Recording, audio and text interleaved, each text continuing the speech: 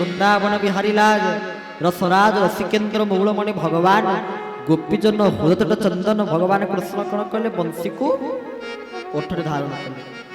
କଳିଯୁଗ ଆସି ପହଞ୍ଚିଲା। ବାଉଁଶଟି ପୁଣି କାନ୍ଦିଲା।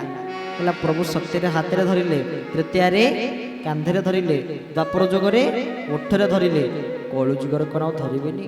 ପ୍ରଭୁ କହିଲେ ଦେଖେ ତତେ ବୋଲେ ମୁଁ ଯୋଉଠି ଯୋଉ ଜାଗାରେ ଧରିଛି ତୁ କେତେବେଳେ ଦ୍ୱିଧା କରିବୁ, ସବୁବେଳେ ମୋ ସେବା ପାଇଁ ତୁ ସବୁବେଳେ ଅଛୁ। ତୁ ଏଥର ଭାବିଲି ଆଉ ଓଠ ଉପରେ ଆଉ କୋଉଠି ଧରିବୁ, ସିଧା ନେଇକି ମୁଣ୍ଡ ଉପରେ ବସେଇଦେବି। ମହାପ୍ରଭୁ ଟାହିଆକୁ ଧାରଣ କରିକି ଆସିଲେ। ବାଉଁଶ ପାତ୍ର ବ୍ୟବହୃତ ହେଲା।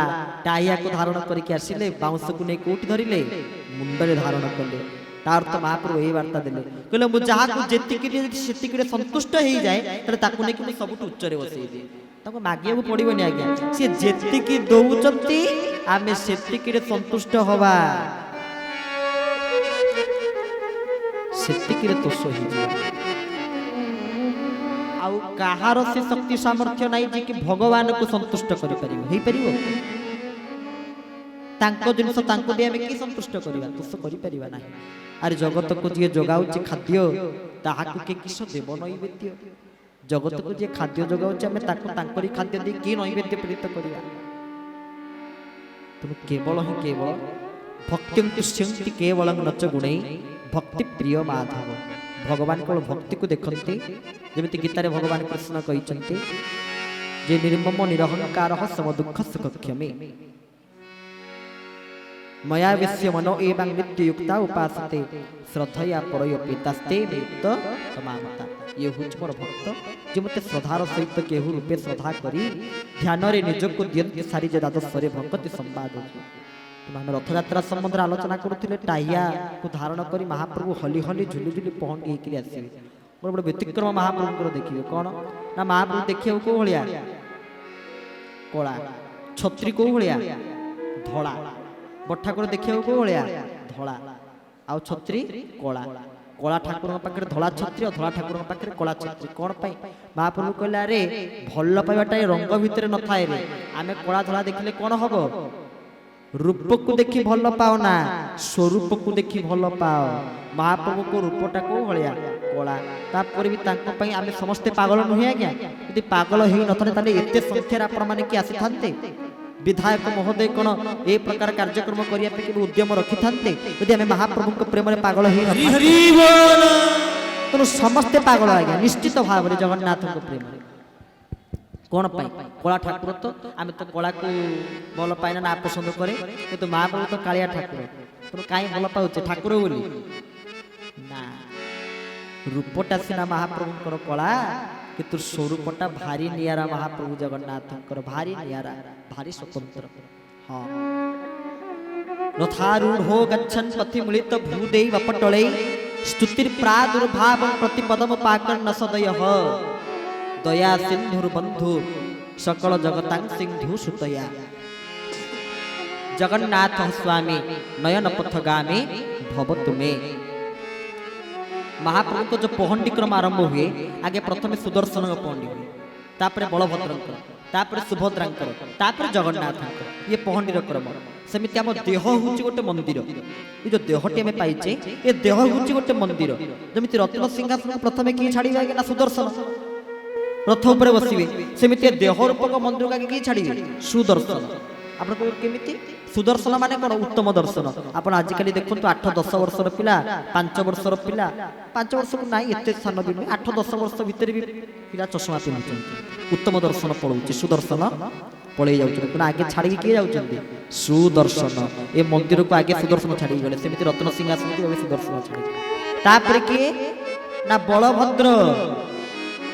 ଧୀରେ ଧୀରେ ବୟସ ବଢିବା ସହିତ ବାଳକରୁ ଯୁବକ, ମାନେ ବ୍ରହ୍ମଚର୍ଯ୍ୟର ଗୃହସ୍ଥ, ଗୃହସ୍ଥରୁ ବାନପ୍ରସ୍ଥ, ବାନପ୍ରସ୍ଥ ଆସିଯିବ ତ 50 ବର୍ଷ ପଳେଇ ଆସିବ ତ 50 ବର୍ଷ ଆସିବ ତ 50 ପରେ କଣ? ମା ମାନେ ଭାଇ ମାନେ 50 ପରେ କଣ? ଏତେ ବର୍ଷ ଟିକେ ଜୋରେ। 50 ପରେ କଣ? 51। ଆଉ କହୁଛନ୍ତି 51 ଗଲେଣି ତ। आ केड़े बढ़िया से कही देले 51 बन को गले जंगल को गले आ कही देली बोल जे पळेबे से कथा नुहे एकावन बावन तेवन माने बानप्रस्थ आसीगला शक्ति क्षीण हो बलभद्र छाड़ी पड़े बल चलीज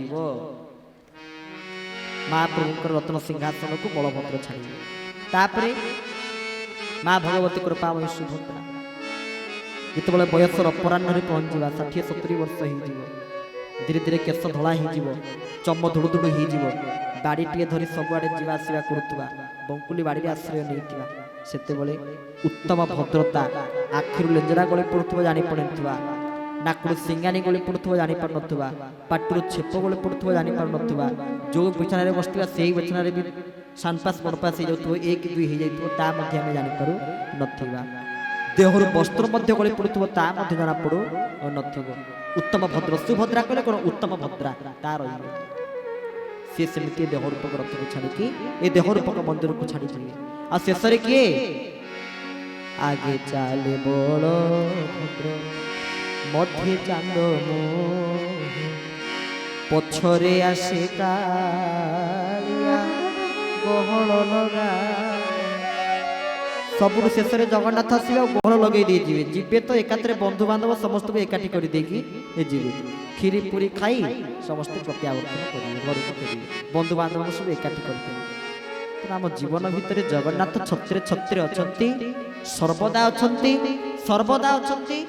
सर्वदा भी रही थे खाली ए भाव आम दरकार जे मो पाखे महाप्रभु अच्छा माने मोर प्रत्येक कार्य जगन्नाथ निमंते हवा दरकार आ प्रत्येक कार्य जगन्नाथ प्रीत्यर्थ हवा दरकार प्रत्येक कार्य मु सजिया त्यागुटे सजिया ग्रहण पर्यंत अरे क्या चिंता करुच्ची अरे शोची तो क्या चिंता कर शोची उठुची तो क्या चिंता करुच्ची उठुची ताके खोजुचे मोबाइल कुआडे गला फोन टा कुआडे गला किए मेसेज कला किए फोन कला केतना मिस कॉल आछि सकाळ सकाळ आमे देखुचे किंतु उठिबा तो ना ता भी होनी आगे उठुचे तो अघसा पाटे चा पी के दिनटा आरंभ हो दिन केमिति आरंभ करवा जगन्नाथ को स्मरण करके जगन्नाथ को चिंतन करके स्मरण करके आम दिन आरंभ करवा पूज्य मल्लुक पीठाधीश्वर महाराज वृंदावन आज्ञा से उठिबे स्नान सुधि सारे निर्माल्य पाई साइला परे जाके जा पाइबे निर्माल्य न पाइला पर्यंत से किछि पाइबे तो निर्माल्य पाई साइला परे पाइबे